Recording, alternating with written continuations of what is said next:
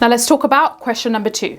Now this question is worth 8 marks in total. Therefore, for this question, you should allocate in total 10 minutes before you move on. Now, for question number 2, always remember that this question asks you to refer to both source A and source B for this question, okay? And you are asked to mention, for example, both sources describe whatever theme that relates both sources together, okay? So when it comes to this question, number 1, you have to refer to both source A and source B. And the second element is there's a theme that links both sources. You then are asked to talk about how this theme is expressed in both sources.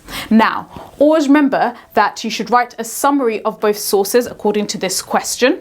Now, when it comes to this summary, you're summarizing the theme, and you should always mention source A and source B in 2 PEE paragraphs, okay? Now, the PEE paragraphs in this instance are different because for each paragraph, you're supposed to relate your evidence both back to source A and source B.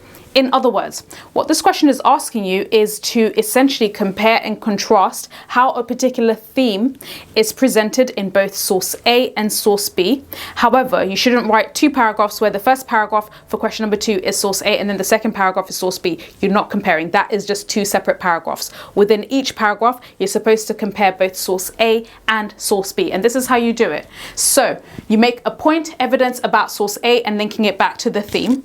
Then you make a point evidence about source A, linking it back to the theme, and then your explanation is where you talk about both of them and how they show this theme to be similar or different twice over, okay? And I'm going to show it to you in my model response that I've crafted to show you exactly what I mean when you're writing a point and evidence related to source A, but then immediately after, before you go into explanation, you then have to write a point and evidence related to source B before you then explain and link it back to the question, okay? And then you do that now twice in 2 paragraphs. Now, this can be a little bit sometimes challenging to master, but you become better the more you practice and the more past papers you practice. So do make sure you download the resources attached in this course and practice those resources, as well as obviously watching how I work through some of these model answers, okay?